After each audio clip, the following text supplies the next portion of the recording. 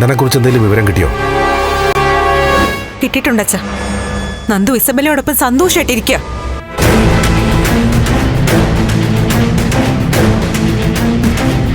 ഇങ്ങനെയുള്ള ഫ്രണ്ട്സ് ഉള്ളപ്പോ എന്നെ പോലുള്ള ഭാര്യ പിന്നെന്തിനാ ടെൻഷൻ അടിക്കുന്നേ?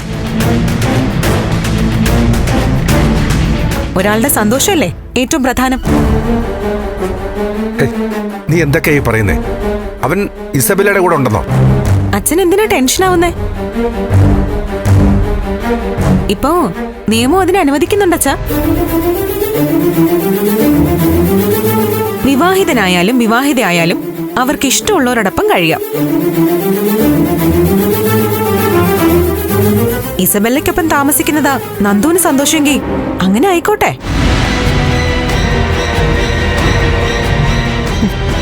ഭർത്താവ് എങ്ങനെയേ ചെയ്യാവൂ, മകൻ ഇതുപോലെ ആവരുത് എന്നൊന്നും ആർക്കും വാശി പിടിക്കാൻ പറ്റില്ല.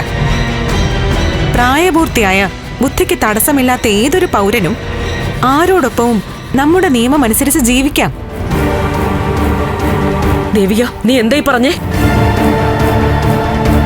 അവൻ ഇസബെല്ലയ്ക്കൊപ്പം ഉണ്ടെന്ന് ഉറപ്പാണോ? അവരെവിടെയുള്ളത്?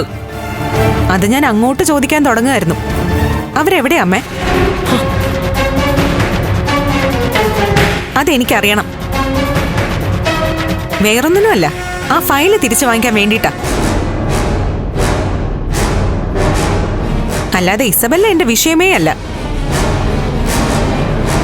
ഇന്ന് പകല് മുഴുവനും അവരുടെ ലൊക്കേഷൻ അറിയാൻ ഞാൻ ശ്രമിക്കുകയായിരുന്നു. അമ്മയ്ക്ക് അറിയാമെങ്കിൽ അവരെവിടെയാണെന്ന് പറ. അറിയാമെങ്കിലല്ല, അറിയാം. ഉറപ്പായും അറിയാം. പ്രഭ, പറ, തന്റെ മോനെവിടെ? സിദ്ധു, ഞാൻ രാവിലെ തന്നെ പറഞ്ഞതാ, എനിക്കറിയില്ല. അന്ന് അവൻ ഇസബെല്ലയ്ക്കൊപ്പം ഉണ്ടെന്നുള്ള കാര്യം ഇപ്പോഴല്ലേ ഞാൻ അറിയുന്നത്. കള്ളം പറയരുത്. അച്ഛാ, നിങ്ങൾ തമ്മിൽ തർക്കം വേണ്ട. ഒരു കാര്യം, അവരെവിടെയാണെന്ന് ഒരു സൂചന കിട്ടിയ അടുത്ത നിമിഷം ഞാൻ അവിടെ ചെല്ലും. പിന്നെന്താ ചെയ്യേണ്ടതെന്ന് എനിക്കറിയാം.